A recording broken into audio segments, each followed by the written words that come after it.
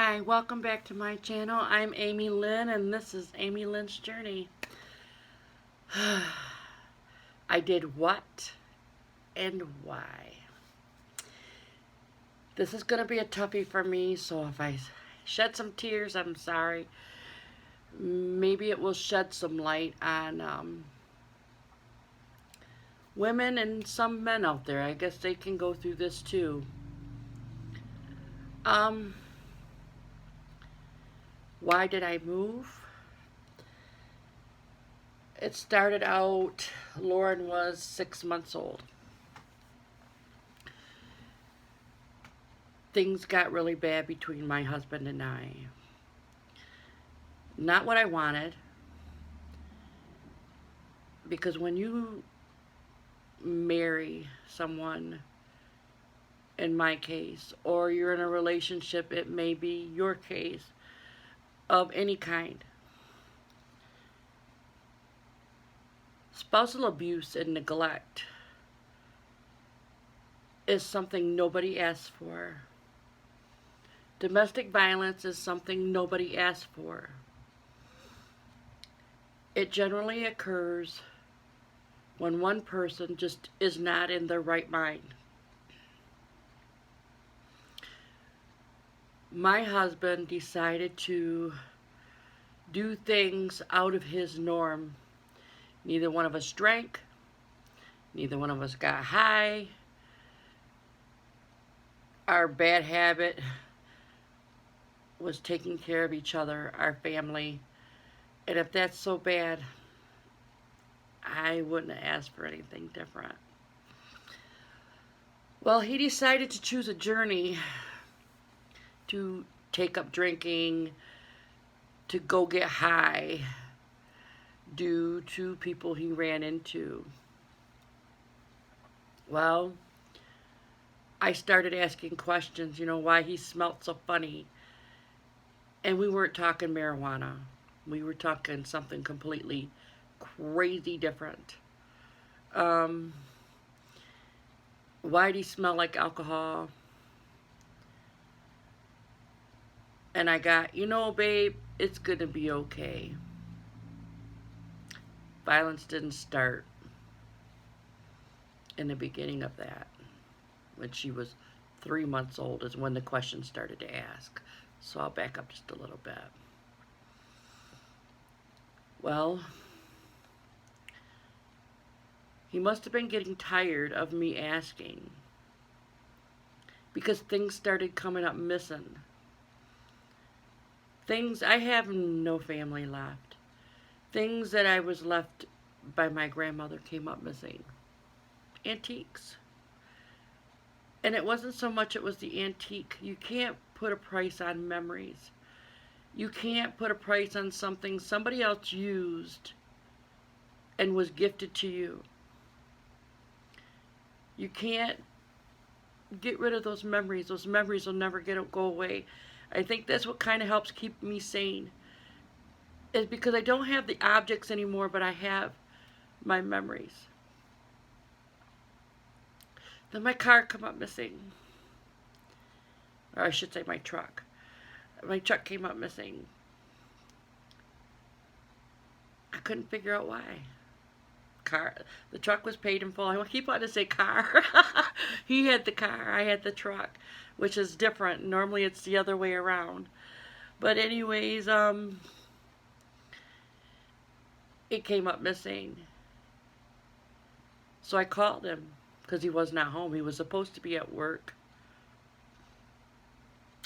Nope, he was nowhere to be found.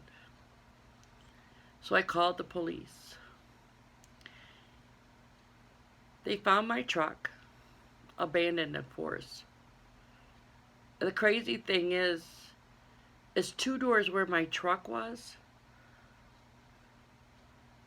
my husband was. My husband went to jail for narcotics. Well, of course, it all went to court. I didn't know at that time. They just said, we recovered your vehicle. They brought my vehicle home. And he spent 3 months in jail. He's lucky that's all he got. Well, once he found out I was the one that called the police because my vehicle was missing, that was all she wrote. I can literally say I was taught from the floor up. I can literally say my mouth was wired shut. I can literally say I was in an induced coma. I can say that all of but two of my ribs were cracked. I knew nothing after that. I struggled and struggled and struggled. Lauren is now, at this time, 9 months old. They wake me up from the induced coma. I seen my baby. I instantly woke so fast and grabbed her up. And the nurse came and she says, "Do you know? Could you feel? Could you smell? Did you, how?" My baby saved my life that night. Because things were not looking good for me. I was bruised from head to toe. Physically, and my back. They're still trying to figure out what's going on with that. It's rough, very rough for me. But I yet still to today, I refuse any type of surgery. I refuse any type of narcotic medication. I have a child that I need to look after because her dad is now, from what I understand, in prison for 20 years. That would have been fine. I would not have had to move. Well, I'm getting better day by day, hour by hour, minute by minute. And Lauren still has her mama. While he was in prison, I filed for divorce. And this is where I have to go. And this is where I've made my mark. And my story and my life change begins. The only way he agreed to the divorce is if I gave him everything. Fine. Because my everything was my daughter. Our daughter, the one that we brought into this world together. Fine, he wants to be greedy. It's okay. He no longer has the animals. He no longer has his car. He has probably about 97% of the furniture. I grabbed what, like I said, I sold my truck. That's in the Get to Know Me thing, video. Then I bought a minivan, and packed everything that I could put in it. I was a lost person because now that I not only have nobody but Lauren, I now definitely have nobody now where I'm at. I'm not asking for a pity party. I'm not asking you to be sorry for me. I'm not asking you to do anything out of the norm. I'm not asking for anything like that. I'm putting this video up simply because people need to not really just know my story, but there are others out there that have my story. It's not an easy road.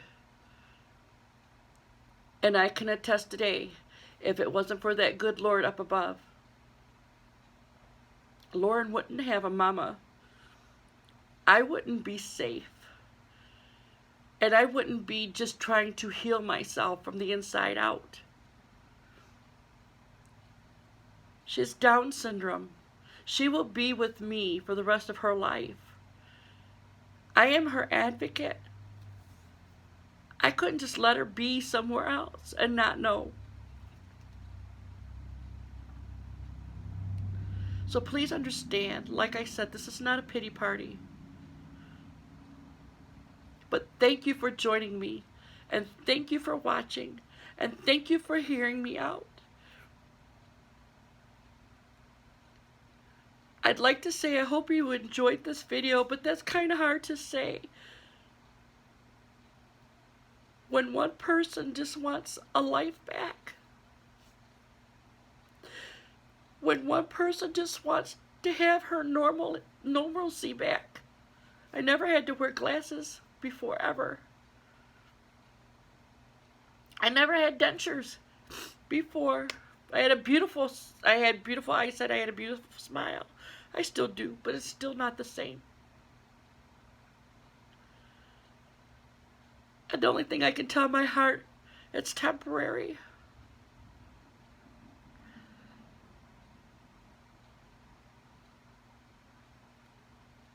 So hopefully now you will all know this is my story.